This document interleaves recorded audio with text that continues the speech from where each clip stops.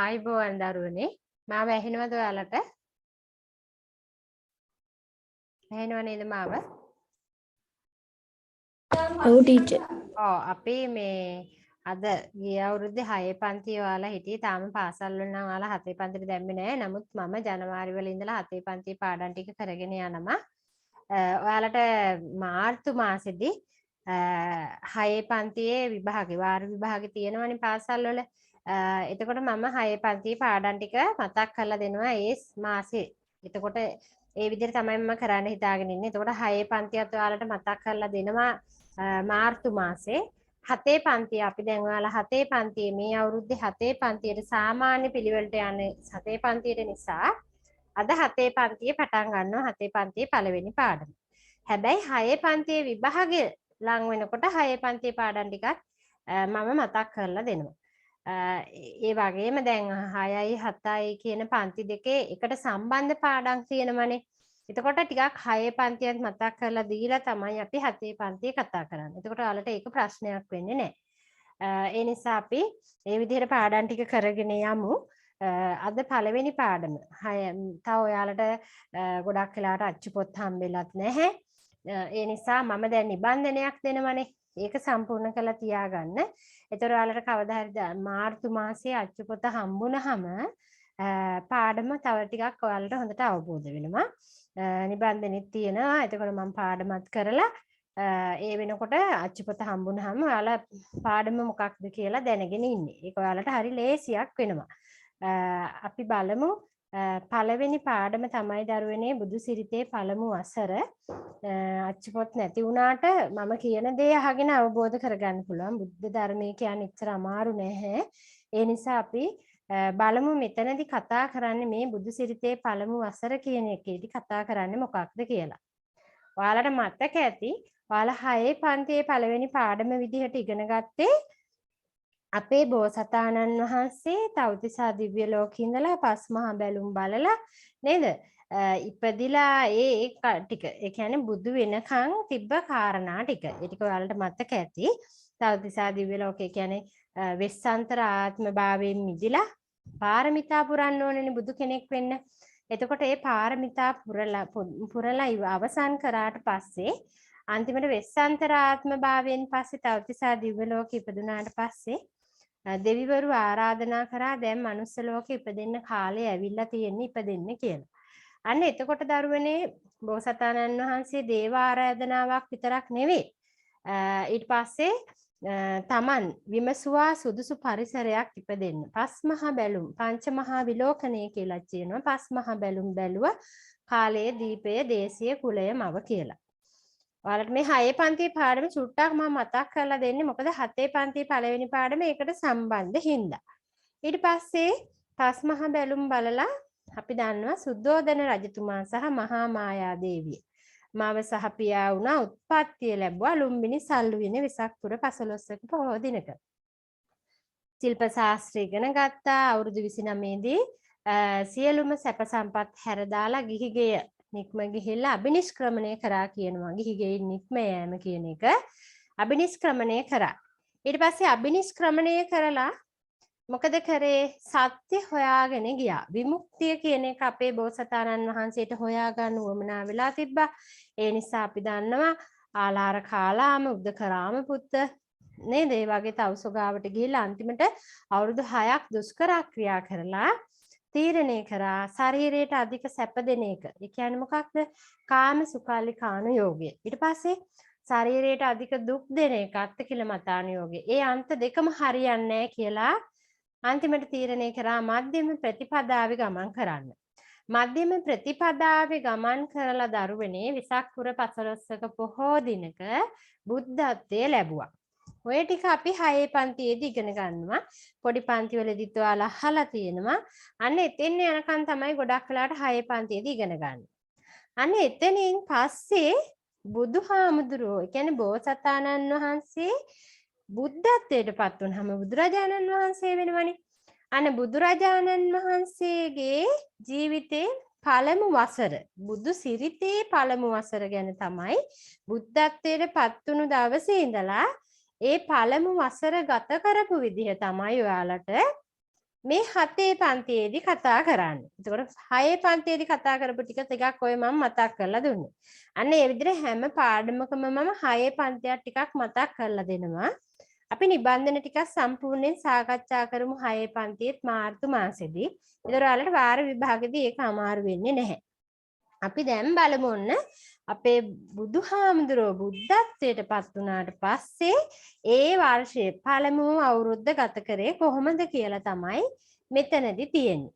මේකෙදි සාමාන්‍යයෙන් ඔයාලට පටන් අරගෙන තියෙන්නේ විශේෂයෙන්ම ආච්චි කෙනෙක් කියපු ගාථාවක් ඇසුරෙන් පඨමම් බෝධි පල්ලංකං ဒ ුතියංච අනිම්මිසං තතියංච චක්ක මනස්සෙට්ටං චතුත්තං රතනාගරං පංචමං අජපාලංච මුචලින්දේන ජට්ටමං සත්තමං රාජායතනං වන්දේතම් මුනි සේවිතා. මම දන්නවා දරුවෝ ඔයාලා අහලා තියෙනවා ඇති මේ ගාථාව. විශේෂයෙන් මේවා ඔයාලා දැන් දහම් පාසල් යන දරුවෝ නම් ඒ වගේම බුද්ධ ධර්මයේ පොඩි කාලේ ඉඳලා ඔයාලා ඉගෙන ගන්නවා.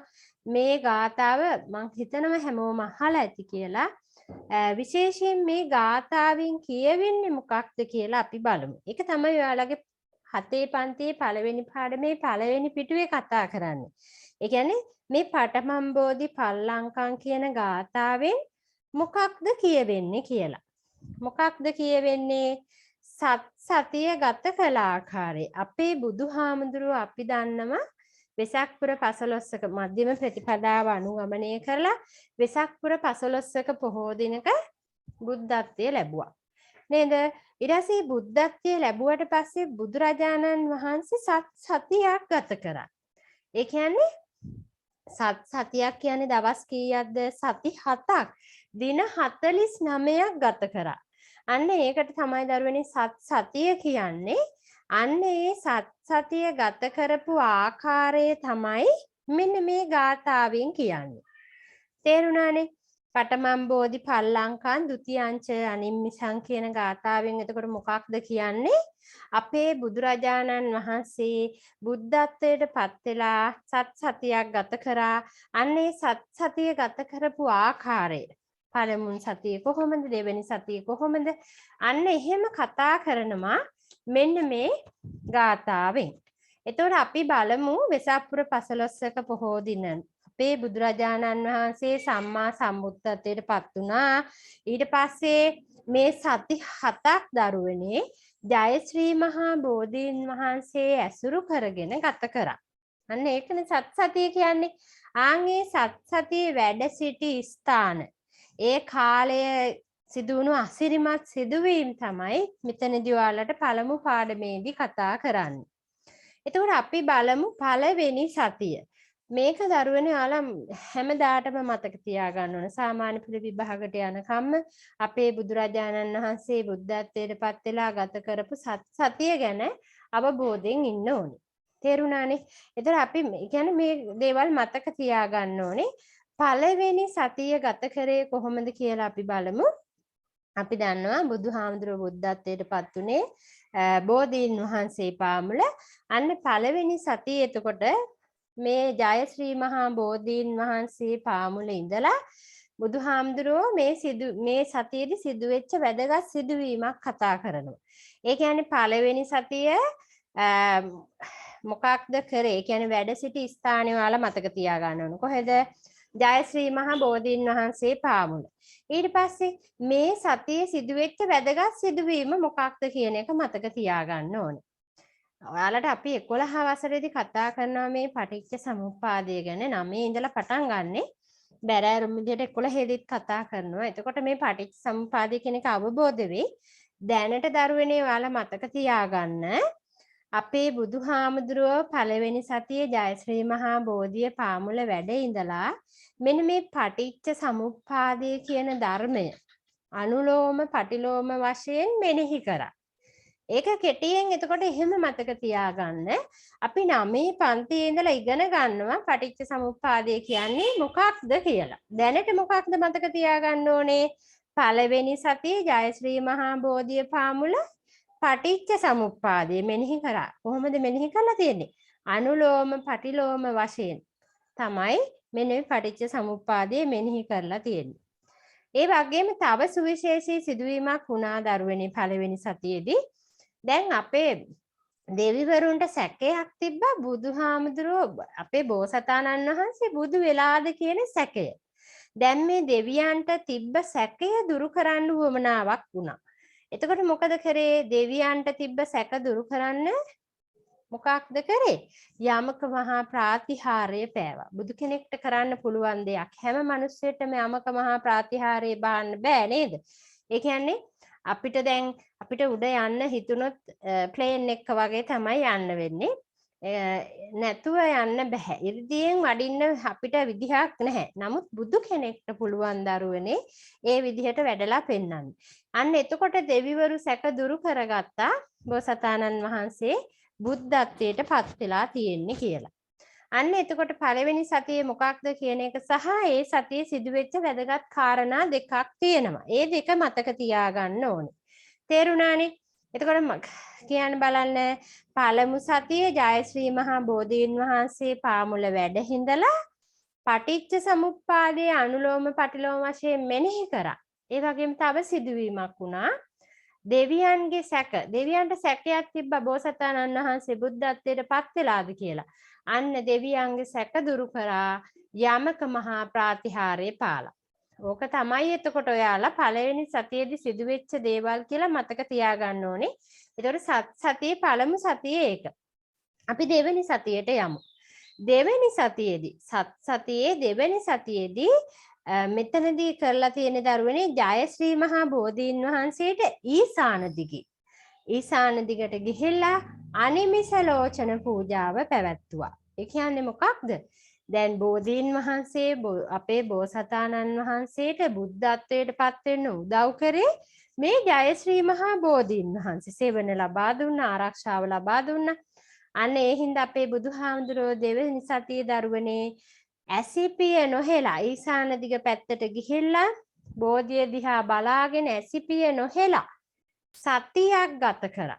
ඒ කියන්නේ මොකක්ද? මේකට වචනයක් කියනවා අනිමිස ලෝචන පූජාව කියලා. එතකොට ඔයාලා මෙතනදී මතක තියාගන්න ඕනේ මොකක්ද?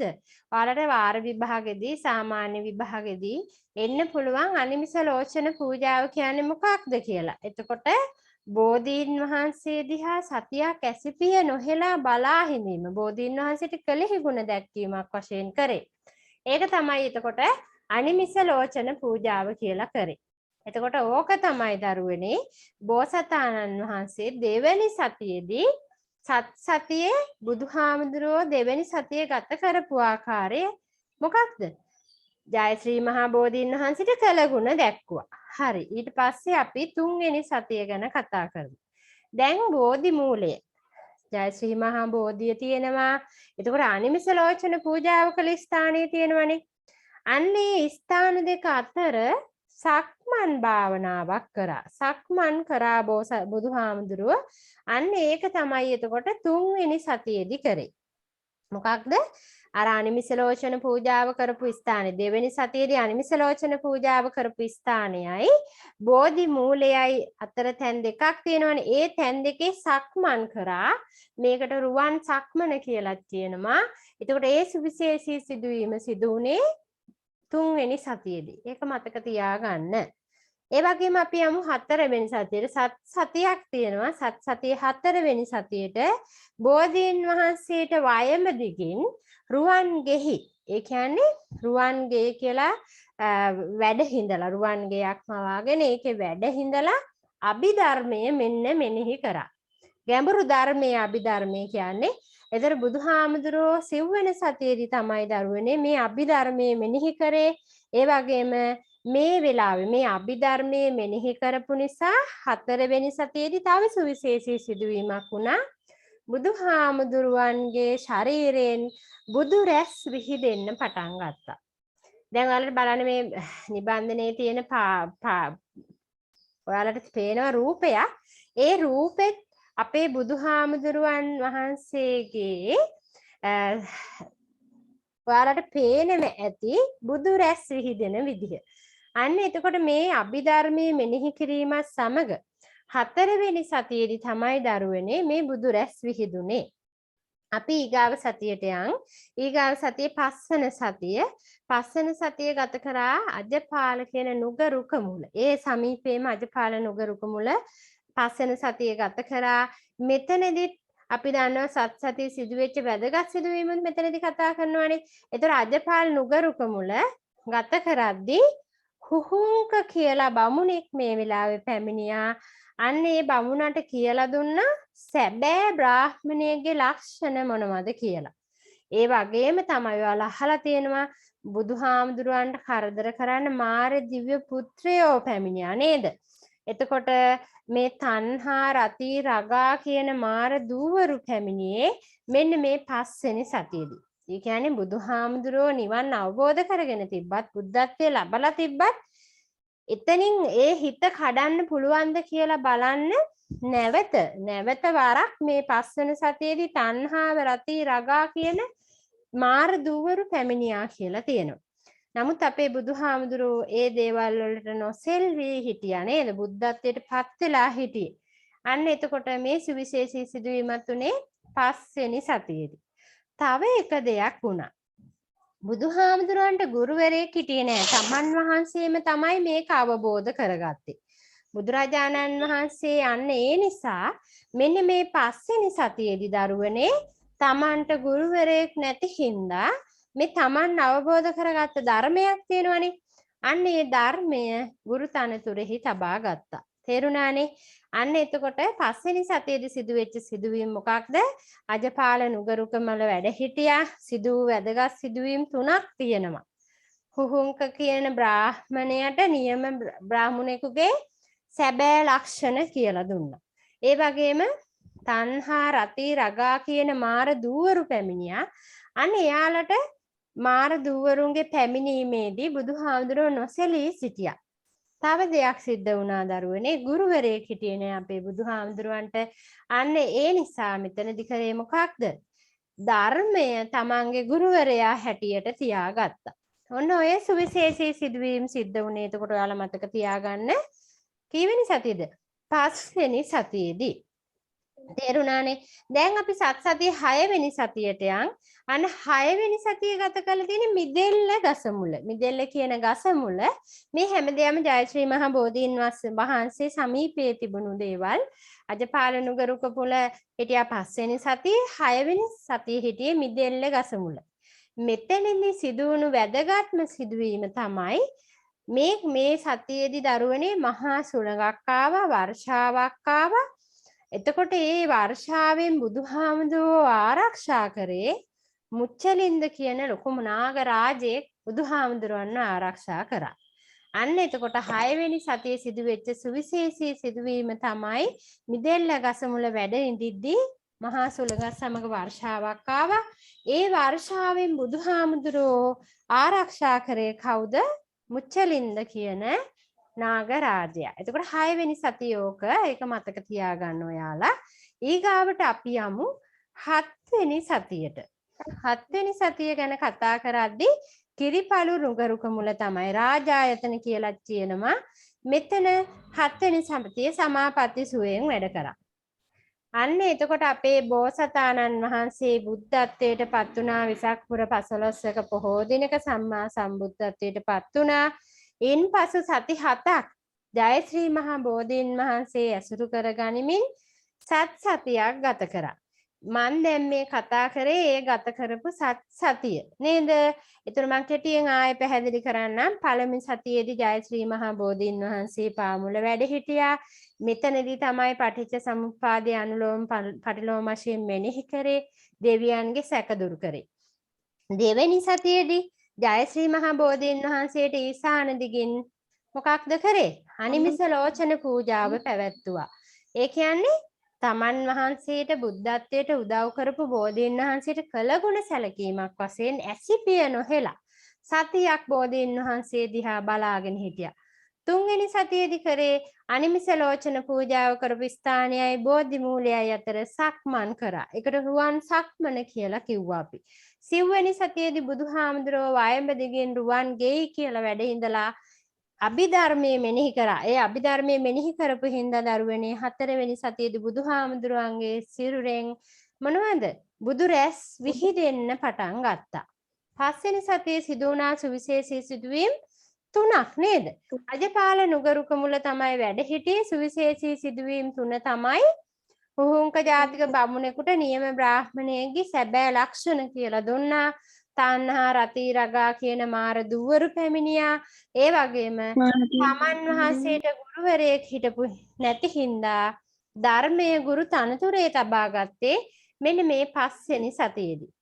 6 වෙනි සතියේදී අපි කතා කරා මිදෙල්ල ගසමුල වැඩ හිටියා. මෙතනදී මහා හුලඟක් සමග වර්ෂාවක් පැමිණියා. බුදුහාමුදුරුවෝ මුචලින්ද කියන නාගරාජය ආරක්ෂා කරා. 7 වෙනි සතියේදී සිදු වුණා කිරිපළු නුගරුකමුල වැඩ හිටියා සමාපatti සුවයෙන්. ඔය ටික තමයි අපේ බුදුහාමුදුරුවෝ සම්මා සම්බුද්ධත්වයට පත් වෙලා ගත කරපු සතිය ගැන කතා කරේ. එතකොට ඔන්න ඔය ආකාරයට. එතකොට පළමු බුදු සිරිතේ පළමු වසරනේ අපි කතා කරන්නේ.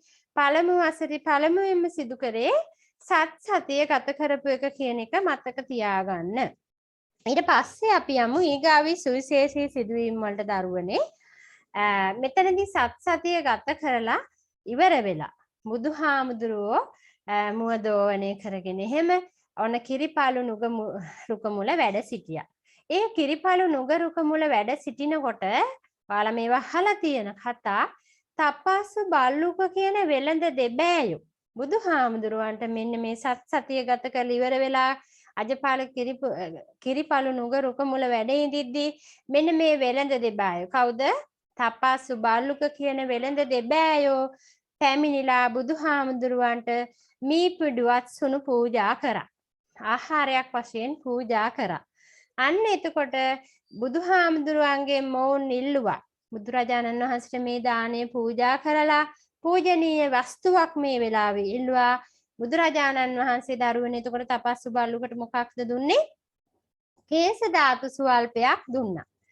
අන්න එතකොට මෙන්න මේ උපාසකවරු දෙන්න තමයි කවුද? තපස්සු බල්ලුක කියන දෙන්න තමයි බුදුන් දහම් සරණ ගිය පළමු උපාසකවරු දෙන්න. ඒ හින්දා දේවාචික කියලා කියනවා. බුදුන් දහම් සරණ ගිය පළමු දේවාචික උපාසකවරු දෙන්න කියලා කවදා හරි ඔයාලට සාමාන්‍ය පෙළ විභාගෙට යනකම් ඕක මතක තියාගන්න.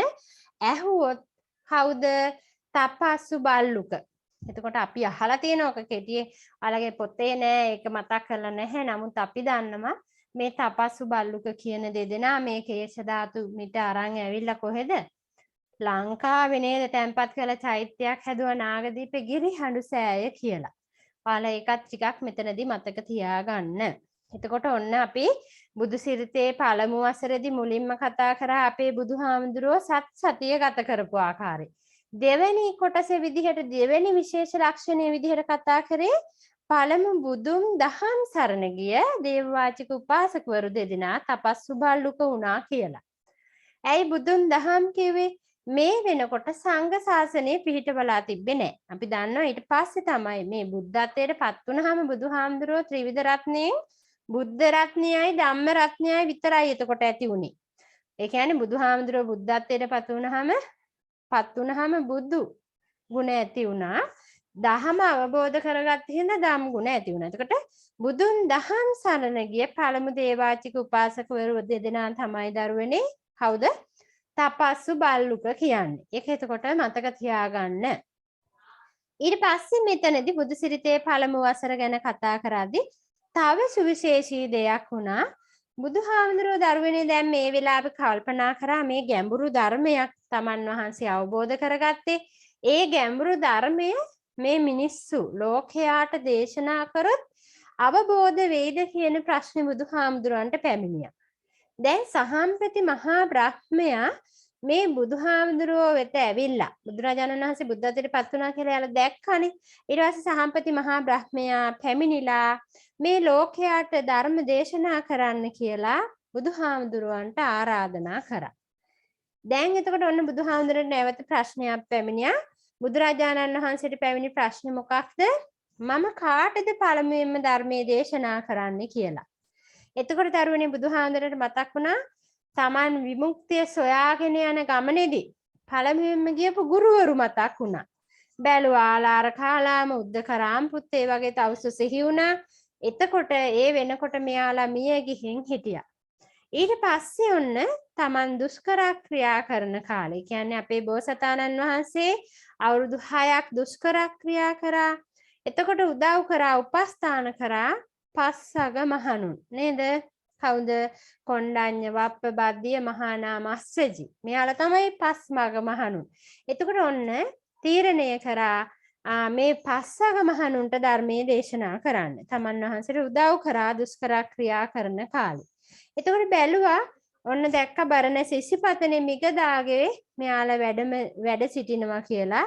ඊට පස්සේ දරුවනේ මෙතනදී අපේ බුදුහාමුදුරුවෝ තමන්ට දුෂ්කර ක්‍රියා කරන්න කාලේ උදව් කරපු පස්සග මහණුන් උදෙසා ධර්මයේ දේශනා කරන්න බරණැස ඉසිපතනේ මිගදාගේට වැඩම කරා. මෙන්න මේ වැඩම කරන අතරතුරදී කෙනෙක් මුණ ගැහුණා. ඒකත් ඔයාලගේ පොතේ පාඩමේ සඳහන් වෙලා තියෙනවා. එතකොට ඒකත් මතක තියාගන්න ඕනේ. මෙන්න මේ දේවල් ඔයාලට ආයෙ කතා කරන්න 11 වසරට යනකම්. ඒ කියන්නේ සතිය ගත කරපුවා මේ පළමු වසර මේ පිළිවෙලට අපි කතා කරන එක අපි 11 වසරට යනකම් කතා කරන්නේ. ඒ නිසා ඔයාලට මේවා සුවිශේෂී සිදුවීම්. ඒවා මතක තියාගත යුතු දේවල්. බරණැස ඉසිපතනේට ඔන්න දැන් වැඩම කරනවා. ඒ අතරමඟදී හම්බ වෙනවා කවුද? උපක කියන ආජීවක කෙනෙක්. උපක ආජීවකවරයා හම්බ වෙනවා. එතකොට එයා අහනවා බුදුහාමුදුරුවන්ගෙන් ඔබේ ශාස්ත්‍රවරයා කවරෙක්ද කියලා. ඔබ රුචි කරන දහම මොකක්ද කියලා. එතකොට බුදුහාමුදුරුවෝ උපක ආජීවකයට දෙන උත්තරේ මොකක්ද? සියලු කෙලෙස් ඉක්මවා ගිහිල්ලා සියල්ල අවබෝධ කරගෙන හැම දෙයකින්ම අයින් වෙලා නිවන් පසක් කරගත්තේ මම මගේ ආචාර්යවරයා ලෙස. එතකොට බුදුහාමුදුරුවෝ කවුද ආචාර්යවරයා ලෙස තියාගත්තේ දරුවනේ? ධර්මය නේද? එතකොට ගුරුවරයෙක් හිටියේ නැහැ. ධර්මයේ තමයි තමන්ගේ ගුරුවරයා විදිහට තියාගත්තේ. මම රහත් වුණා, නිරුත්තර වූ ශාස්ත්‍රවරයෙක් කිව්වා, සම්මා සම්බුදු වෙමි. එතකොට දම්සක් පැවැත්වීමට කසීරට බරණැස් නුවරට යනවා කියලා මෙන්න උපක ආජීවකයට උත්තර දුන්නා. එතකොට උපක ඇහුවා ඔබ අනන්ත ජිනද කියලා. බුදුහාමුදුරුවෝ කිව්වා එතකොට අනන්ත ජින කියන්නේ ඇයි? සියලු කෙලෙස් පරදවා නිවන් පසක් කර තමන් ජිනයයි හැඳින්විය හැකි බව බුදුහාමුදුරුවෝ උපක කියන ආජීවකයට පිළිතුරු දුන්නා. අන්න එතකොට ඒ සුවිශේෂී සිදුවීමත් මේ බුදු සිරිතේ පළමු වසර තුල කතා කරද්දී ඔයාලගේ පාඩමේ ඔයාලට කියලා දීලා තියෙනවා. දැන් අපි බලමු ඊගාවට. දැන් ඔන්න බරණැස ඉසිපතනෙට බුදුරජාණන් වහන්සේ වැඩම කරනවා. එතකොට බරණැස ඉසිපතනේ පස්සග මහණුන් හිටියා. කවුද? කොණ්ඩඤ්ඤ වප්ප බද්දිය මහානාම අස්සජී නේද? එතකොට මෙයාලට සූත්‍රයක් දේශනා කරා දරුවනේ. මොකක්ද? ධම්සක් පැවතුම් සූත්‍රය. එතකොට බුදුහාමුදුරුවෝ දේශනා කරපු පළමු සූත්‍රය මොකක්ද කියන එක සාමාන්‍ය පෙළ විභාගේ සහ ඉදිරියට හැමදාම මතක තියාගන්න ඔයාලා. පළමු ධර්ම දේශනාව එතකොට මොකක්ද? ධම්සක් පැවතුම් සූත්‍රය. කවුරු උදෙසාද දේශනා කරේ? පළමුවෙන්ම බුදුහාමුදුරුවෝ ධර්මය දේශනා කරේ පස්සග මහණුන්ට. එතකොට පස්සග මහණුන්ට ධර්මයේ දේශනා කරා. එතකොට ඒ ධර්මයේ මොකක්ද? ධම්සක් පැවතුම් සූත්‍රය. මේ දවස දරුවනේ බුදුහාමුදුරුවෝ බුද්ධත්වයට පත් වෙලා කාලයක් ගත වෙලා මේ සිදුවීම සිදු වුණේ. එතකොට ඇසලපුර පසළොස්වක පොහෝ දිනක තමයි බුදුරජාණන් වහන්සේ පළමු ධර්ම දේශනාව දේශනා කරේ. එතකොට මේ දේශනාව අහලා ධම්සක් පැවතුම් සූත්‍ර දේශනාව අහලා අපේ කවුද? කොණ්ඩඤ්ඤ බමුණා අනිත් සිව් දෙනාට කලින් සෝවාන් වුණා. ඊට පස්සේ මේ සෝවාන් වීමත් සමග බුදුහාමුදුරුවෝ මෙයාලව ඒහි බික්කුභාවයෙන් පැවිදි කරා. පස්සග මහණුන් ඒහි බික්කුභාවයෙන් පැවිදි කරා. අන්න ඊට පස්සේ තමයි මේ සියලු දෙනාම රහත් බවට පත් උනේ. අනන්ත ලක්ෂණ සූත්‍රය අහලා තමයි රහත් බවට පත් උනේ. තේරුණානේ? එතකොට ඔයාලා මතක තියාගන්න පළවෙනි ධර්ම දේශනාව වෙන්නේ ධම්සක් පැවතුම් සූත්‍රය. පස්සග මහණුන්ට ධර්මයේ දේශනා කරේ ඇසලපුර පසළොස්වක පොහෝ දිනක. එතකොට මෙතනදී සෝවාන් ඵලයට තමයි එයාලා ධම්සක්ඛවතුන් සූත්‍රය අහලා පත් උනේ. ඊට පස්සේ ඒ බික්කු භාවයෙන් පැවිදි කරාට පස්සේ බුදුහාමුදුරෝ අනන්ත ලක්කන සූත්‍රය දේශනා කරනවා. එතකොට මේ අනන්ත ලක්කන සූත්‍රය අහලා තමයි මේ පස්වග මහණුන් රහත් බවට පත් උනේ. එතකොට ඒක මතක තියාගන්න. රහත් බවට පත් උනේ මෙන්න අනන්ත ලක්කන සූත්‍රය අහලා. අපි දැන් ටිකක් නිබන්ධනේ සාකච්ඡා කරලා ආය පාඩමට යමු. අද ටිකක් දිග පාඩමක් තියෙන්නේ. ඔයාලට එකපාර ගොඩක් කරුණු මතක තියාගන්න බැරි හින්දා අපි ඔන්න මේ නිබන්ධනේ සම්පූර්ණ කරගෙන යමු. මම ඊයේ ඔයාලට නිබන්ධනේ දැම්මේ. මම හිතනවා ඔයාලා ඒකේ print out එකක් අරන් ඇති කියලා. print out එකක් ගන්න බැරි වෙච්ච දරුවෙක් ඉන්නවනම් ඔයාලා ඒක ලියා ගන්න. කෙටි සටහනක් වගේ පොතක් අරගෙන 7 වසරට අලුත් පොතක් අරන් දැනට පොතක් නැත්නම් half sheet කොලයක හරි ලියා ගන්න. පොතක ලියන්න ඊට පස්සේ කෙටි සටහනක් විදිහට මේක සම්පූර්ණ කරගෙන යන්න. නිබන්ධනේ අතේ තියෙන දරුවෝ ඔන්න දැන් අපි ඒක සම්පූර්ණ කරන් යන්. නැති දරුවොත් කොලයක මේක ලියා ගන්න. මොකද මම දෙන්නේ මේ නිබන්ධනේ සාරාංශයක් විදිහට. ඔයාලට පාඩමේ සාරාංශයක් විදිහට තමයි මේ නිබන්ධනේ මම සම්පූර්ණ කරලා දෙන්නේ. එතකොට අපි බලමු පළවෙනි එක තියෙන්නේ බුදුරජාණන් වහන්සේ කියන තැනට ලියා ගන්න මොකක්ද?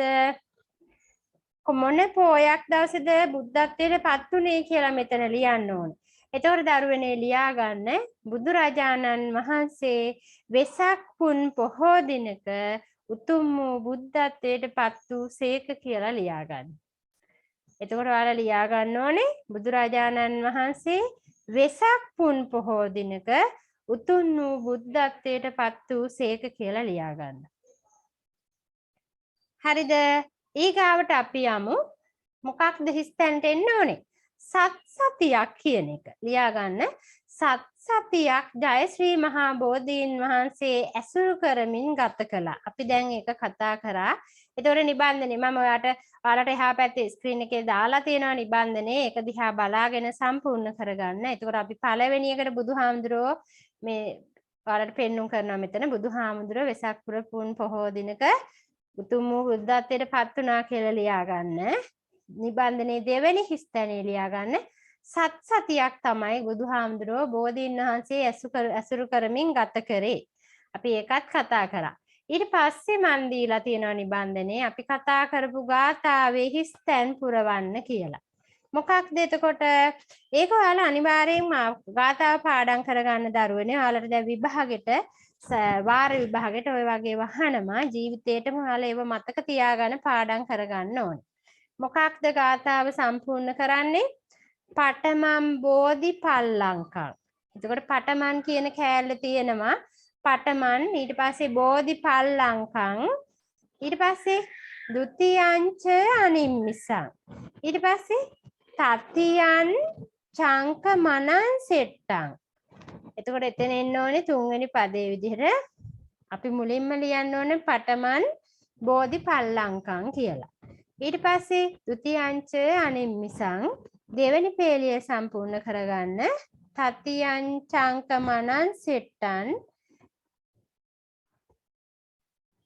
චතුත්තං රතනාගරං. ඊගාවට පංචමන්නජ පාලංච මුච්චලින්දේන ජට්ටමන්. මුච්චලින්දේන ජට්ටමන්. සත්තමන් රාජායතනං වන්දේ තම්මුනි සේවිතං. ඔය විදිහට තමයි ගාථාව සම්පූර්ණ කරලා ලියා ගන්න ඕනේ. මේක මොකක්ද එතකොට? බුදුහාමුදුරුවෝ සත් සතිය ගත කරපු ආකාරයේ pāli භාෂාවෙන් ගාථාවක් විදිහට තියෙන්නේ මේ විදිහට.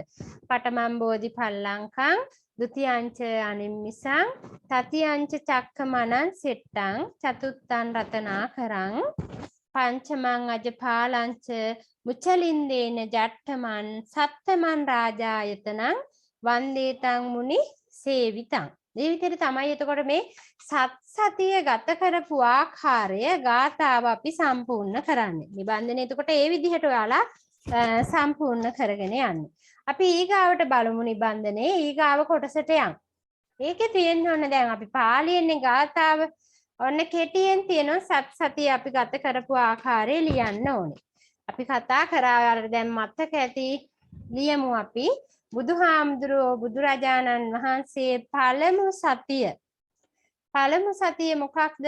ජයශ්‍රී මහා බෝධීන් වහන්සේ පාමුල වැඩ සිටි අතර. ඒතර ඔයාලා ලියන්න ඕනේ එතන බුදුරජාණන් වහන්සේ පළමු සතිය ජයශ්‍රී මහා බෝධීන් වහන්සේ පාමුල වැඩ සිටි අතර මෙම සතියේදී මොකක්ද අනුලෝම පටිලෝම වශයෙන් මෙනෙහි කරේ? මෙම සතියේදී පටිච්ච සමුප්පාදය අනුලෝම පටිලෝම වශයෙන් මෙනෙහි කරා. ඒ වගේම තව දෙයක් මේ සතියේ සිද්ධ වුණා අපි කතා කරා මොකක්ද?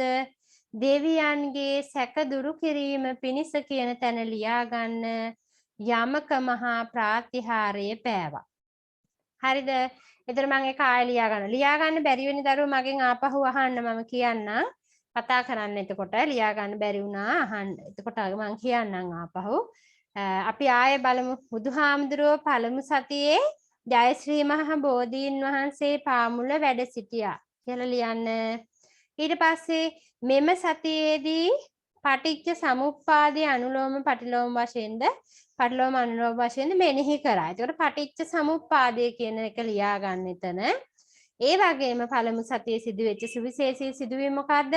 දෙවියන්ගේ සැක දුරු කිරීම පිණිස යමක මහා ප්‍රාතිහාර්ය පෑවා. ඕක තමයි දරුවනේ පළමු සතියේ සිදුවෙච්ච සුවිශේෂී සිදුවීම. ඒතර ඔය දේවල් මතක තියාගන්න ඕනේ. අපි යමු ඊගාවට මොකක්ද දෙවෙනි සතිය ගත කරපු ආකාරය. ලියා ගන්න දෙවෙනි සතිය බුදුරජාණන් වහන්සේ දෙවෙනි සතිය ජයශ්‍රී මහා බෝධීන් වහන්සේට ඊසාන දිගින් වැඩ සිටි අතර දෙවෙනි සතියේ සිදුවෙච්ච වැදගත් සිදුවීම මොකක්ද? අනිමිස ලෝචන පූජාව පැවැත්වීම. ලියා ගන්න එතෙන්ද අනිමිස ලෝචන පූජාව පැවැත්වීම. බුදුරජාණන් වහන්සේ දෙවැනි සතියේදී තමයි දරුවනේ වැදගත් සිදුවීම උනේ අනිමිස ලෝචන පූජාව පැවැත්වීම. ඒ කියන්නේ මොකක්ද? අනිමිස ලෝචන පූජාව කියන්නේ තමන් වහන්සේට බුද්ධත්වයට උදව් කර බෝධීන් වහන්සේට කෙලෙහි ගුණ දැක්වීමක් වශයෙන් බෝධීන් වහන්සේ දිහා ඇසිපිය නොහෙලා සතියක් බලාගෙන ඉන්නවා. ඒකට තමයි දරුවනේ මේ අනිමිස ලෝචන පූජාව කියන්නේ. තේරුණානේ? එතකොට ඒක ලියා ගන්න දෙවෙනි සතිය අනිමිස ලෝචන පූජාව කියලා තමයි ඔයාලා නිබන්ධනයේ සම්පූර්ණ කරගන්න ඕනේ. අපි යමු තුන්වෙනි සතිය. තෙවෙනි සතිය කියන තැන ලියා ගන්න. මොකක්ද උනේ තෙවෙනි සතියේ බෝධි මූලයත් ඒ අනිමිස ලෝචන පූජාව කළ ස්ථානයේ මොකක්ද? සක්මන් කිරීම. මේකට මොකක් කියලාද අපි කිව්වේ? එතන ලියා ගන්න සක්මන් කිරීම කියලා. ඔයාලා වැඩි විස්තර පැහැදිලි වෙන්න ඔයාලා ලියා ගන්න වරහන් ඇතුලේ රුවන් සක්මන කියලා. තුන්වෙනි සතියේදී සිදුවෙච්ච වැදගත් සිදුවීම තමයි දරුවනේ රුවන් සක්මන. ඊට පස්සේ අපි යමු හතරවෙනි සතියට. සිව්වෙනි සතියේ බෝධීන් වහන්සේට වයඹ දිගින් රුවන්ගෙහි වැඩ ඉඳලා සිව්වෙනි සතියේ වයඹ දිගින් රුවන්ගෙහි වැඩ ඉඳලා මොකක්ද මෙනෙහි කරා කිව්වේ? අභිධර්මයේ මෙනෙහි කරා. හතරවෙනි සතියේදී තමයි එතකොට බුදුහාමුදුරුවෝ සතියේ හතරවෙනි සතියේදී තමයි අභිධර්මයේ මෙනෙහි කරේ කියලා ලියා ගන්න. ඒ අභිධර්මයේ මෙනෙහි කරපු නිසා සුවිශේෂී සිදුවීමක් වුණා කියලා අපි කතා කරා. ඒතර මුල් හිස්තැන්ට ලියා ගන්න අභිධර්මයේ කියලා. ඒ අභිධර්මයේ මෙනෙහි කර හින්දා බුද්ධ ශරීරයෙන් බුදු රැස් විහිදෙන්නට විය කියලා ලියා ගන්න. බුද්ධ ශරීරයෙන් කියන තැනට බුදු රැස් විහිදෙන්නට විය කියලා ලියා ගන්න. හරිද? අපි යමු පස්වෙනි සතියට. පස්වෙනි සතියේදී අජපාල නුගරුක මුල වැඩ සිටියා. එතකොට මම කව සුවිශේෂ සිදුවීම් තුනක් වුණා මේ පස්වෙනි සතියේදී. මුලින්ම ලියා ගන්න කුහුංක ජාතික බමුණෙකුට සැබෑ බමුණෙක්ගේ ලක්ෂණ කියලා දුන්නා. එතකොට කුහුංක ජාතික බමුණෙකුට සැබෑ බමුණෙකුගේ ලක්ෂණ කියා දීම කියලා ලියා ගන්න. කුහුංක ජාතික බමුණෙකුට සැබෑ ලක්ෂණ කියා දීම. ඊගාව එක අපි මොකක්ද කතා කරේ? මාර දුවරුන්ගේ පැමිණීම සිද්ධ වුණා. ලියා ගන්න. මාර දුවරුන්ගේ පැමිණීම සිද්ධ වුණා. කැමති නම් ඔයාලා ලියා ගන්න මාර දුවරු කියන තැනට තණ්හා රති රගා කියන මාර දුවරුන්ගේ පැමිණීම සිද්ධ වුණා කියලා. තණ්හා රති රගා කියන මාර දුවරුන්ගේ පැමිණීම සිද්ධ වුණා කියලා ඔයාලා එතන ලියා ගන්න. ඒ වගේම මේ සතියේ පස්වෙනි සතියේ තව සුවිශේෂී සිදුවීමක් වුණා කියලා අපි කතා කරා. බුදුහාමුදුරුවන්ට ගුරුවරයෙක් හිටියේ නෑ. ඒ හින්දා බුදුහාමුදුරුවෝ ගුණතරඳුරේ තබා ගත්තා තමන් අවබෝධ කරගත්ත ධර්මය. එතකොට එතන ලියා ගන්න ධර්මය කියලා. බුදුරජාණන් වහන්සේට ගුරුවරයෙකු නොමැති නිසා ධර්මය ගුරු තනතුරේ තබා ගත්තා කියලා ලියා ගන්න. හරිද? ඊට පස්සේ අපි 6 වෙනි සතිය සම්පූර්ණ කරන්න යන නිබන්ධනයේ 6 වෙනි සතියේ තියෙනවා මිදෙල්ල ගස මුල වැඩ සිටියා. අන්න ඒ වෙලාවේ මොකක්ද උනේ දරුවනේ? මහා වර්ෂාවක් ආවා මේ 6 වෙනි සතියේදී. ඒ මහා වර්ෂාවෙන් බුදුහාමුදුරුවෝ ආරක්ෂා කරේ කවුද කියලා මෙතන ලියා ගන්න. බුදුරජුන් ආරක්ෂා කිරීමට මුච්චලින්දනා රජු ඉදිරිපත් වුණා. එතකොට එතන හිස්තැන්න ලියන්න ඕනේ මොකක්ද? මුච්චලින්දනා රජු කියලා ලියා ගන්න. 6 වෙනි සතියේදී තමයි එතකොට මුච්චලින්ද නාගරාජයා බුදුහාමුදුරුවෝ මේ මහා වර්ෂාවෙන් ආරක්ෂා කරේ. හරිද? ඊගාට අපි යමු 7 වෙනි සතිය. සතියේ 7 වෙනි සතියේ නිබන්ධනයේ අන්තිම එක. එතන නිබන්ධනයේ සතිය අවසාන කොටස සම්පූර්ණ කරන්න. සතිය අවසානයේ ලියා ගන්න 7 වෙනි සතිය කිරිපලු නම් නුගරුක. එතන රාජායතන නුගරුක කියලාත් කියනවා. ඒකයි මම වරහන් ඇතුලේ කිරිපලු නුගරුක කියන තැනට රාජායතන කියලාත් දාලා තියෙන්නේ. ඒතර සතිය නම් ඒ කියන්නේ 7 වෙනි සතිය සතිය 7 වෙනි සතියේ ගත කරේ කොහෙද? මේ කිරිපලු නුගරුක මුල.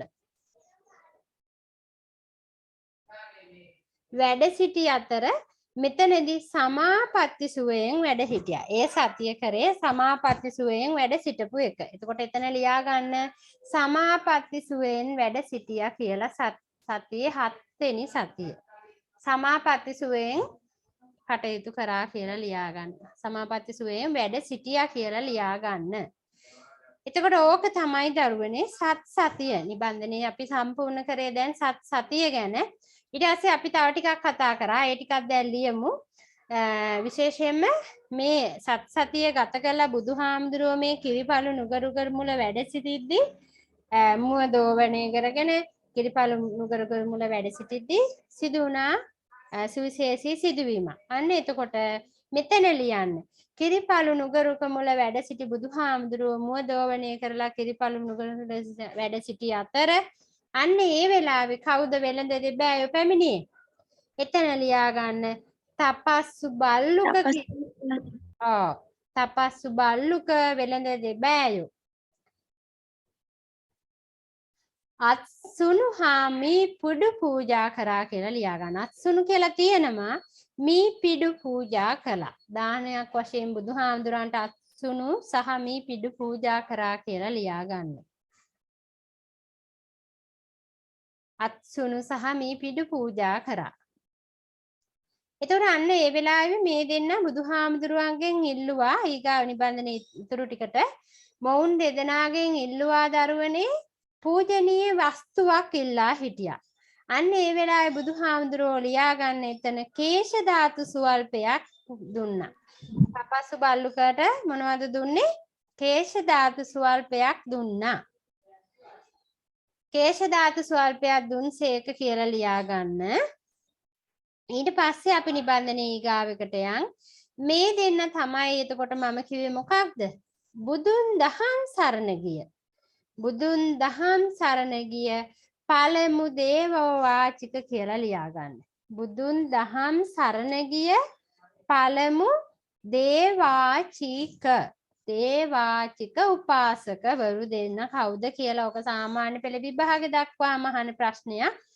පළමු බුදුන් දහම් සරණ ගිය දේවවාචික උපාසකවරු දෙන්න තමයි දරුවනේ එතකොට මෙන්න මේ තපස්සු බල්ලුක කියන්නේ.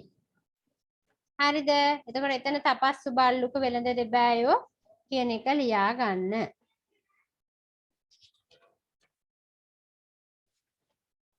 ඊට පස්සේ ඔන්න අපි දන්නවා දහම්පති මහා බ්‍රහ්මයා කිව්වා බුදුහාමුදුරන්ට ඇවිල්ලා දැන් ධර්මයේ දේශනා කරන්න ලෝවැස්සන් වෙනුවෙන් කියලා බුදුහාමුදුරුවෝ බැලුවා Taman කාටද පළමුවෙන්ම ධර්මයේ දේශනා කරන්න කියලා. එතකොට බැලුවා ආලාර කාලා මුද්දකරාම පුත්ත. Taman මුලින්ම ගිය ගුරුවරු හිටියද කියලා නැහැ. යාළ එතකොට ජීවතුන් අතර හිටියේ නෑ. අන්තිමේදී බැලුවා Tamanට දුෂ්කර ක්‍රියා කරන වෙලාව උදව් කරා පස්සග මහණුන්. අන්න ඒ නිසා බුදුහාමුදුරුවෝ තීරණය කරා පළමු ධර්ම දේශනාව පස්සග මහණුන්ට දේශනා කරන්න. ඒතර අන්න ඒක සම්පූර්ණ කරගන්න. ප්‍රථම ධර්ම දේශනාව බරණැස ඉසිපතනේ පස්සග මහණුන් උදෙසා දේශනා කරන ලදී. මේ ෂෝට් මේක නිබන්ධනේ තියාගන්න හැමදාටම පාඩමේ පළවෙනි පාඩමේ ඔයාලට අවශ්‍යම කරුණු ටික මම මේකට දාලා තියෙනවා. එතකොට ඔයාලට විභාගෙට මේ නිබන්ධන ටික කියවගෙන ගියත් සම්පූර්ණ වාර විභාගෙට උත්තර ලියන්න පුළුවන්. ඒ වගේම සුවිශේෂී කරුණු ටික මතකයි. ඒ ටිකනේ අපිට වෙන්න ඕනේ. අන්න ඒකයි නිබන්ධනේ තියෙන වැදගත්කම. එතකොට ලියා ගන්න බරණැස ඉසිපතනේ පස්සග මහණුන් උදෙසා ධර්මයේ දේශනා කරන්න ගියා. එතකොට කවුද පස්සග මහණුන් කියලා ලියා ගන්න ඊගාවට. ඒ ටිකත් මතක තියෙන්න ඕනේ. පස්සග මහණුන්ගෙන් පළවෙනි කෙනා වයස පිළිවෙලට ලියා ගන්න. එහෙම තියෙන්නේ මෙතන. ඒ වගේම සෝවාන් වෙච්ච පිළිවෙල. පළමු ධර්ම දේශනාව ධම්සක් පැවතුම් සූත්‍රය අහලා පළමුවෙන්ම සෝවාන් වුණේ කවුරු කියලාද අපි කතා කරේ? කොණ්ඩඤ්ඤ බමුණ. ඒතකොට පස්සග මහණුන්ගෙන් පළවෙනියටම ලියා ගන්න කොණ්ඩඤ්ඤ. කොණ්ඩඤ්ඤ දෙක වප්ප පස්සග මහණුන් පස් දෙනා ලියන්නේ දැන් කොණ්ඩඤ්ඤ වප්ප බද්දිය මහානාම අස්සජි. මෙයාලා තමයි පස්සග මහණුන් ලියා ගන්න. කොණ්ඩඤ්ඤ වප්ප බද්දිය මහානාම අස්සජි.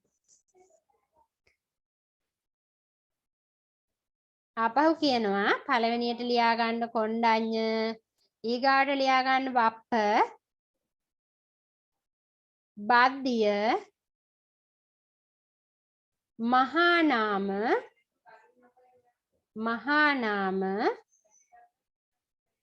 අස්සජි.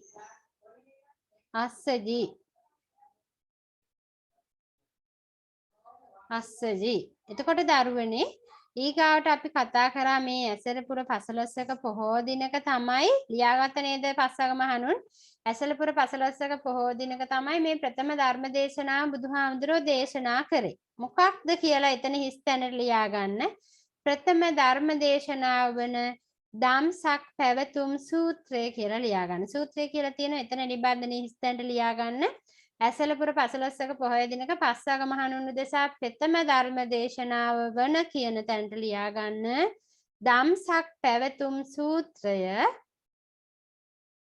ධම්සක් පැවතුම් සූත්‍රය දේශනා කරන ලදී. ඒ වගේම මම කිව්ව මෙයාලා ධම්සක් පැවතුම් සූත්‍රය අහලා සෝවාන් ඵලයටපත් උනේ. රහත් භාවයටපත් උනේ මොන සූත්‍රය අහලාද කියලා මතක තියාගන්න ඕනේ. ඒකත් හැමදාටම මොන සූත්‍රය අහලාද මොවුන් රහත් භාවයටපත් උනේ ලියා ගන්න අනන්ත ලක්කන සූත්‍රය අහලා. අනන්ත ලක්කන සූත්‍රය අහලා තමයි රහත් භාවයටපත් උනේ. ලියා ගන්න මොවුන් රහත් භාවයටපත් වූයේ අනන්ත ලක්කන සූත්‍රය අසා.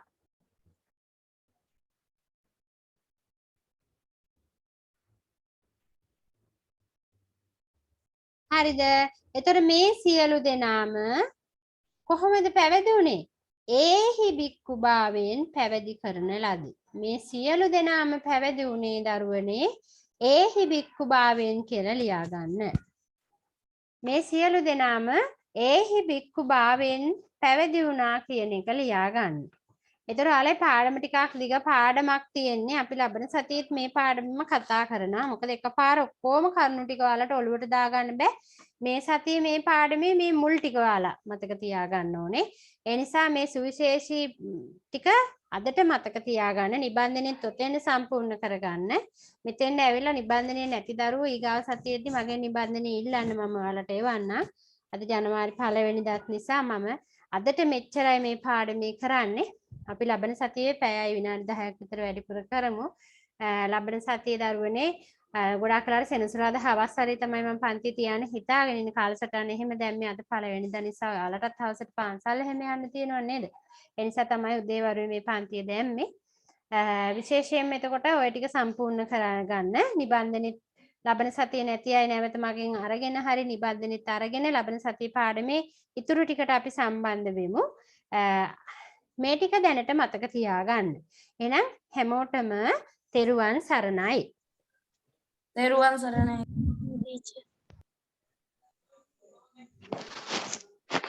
තෙරුවන් සරණයි මැඩම්.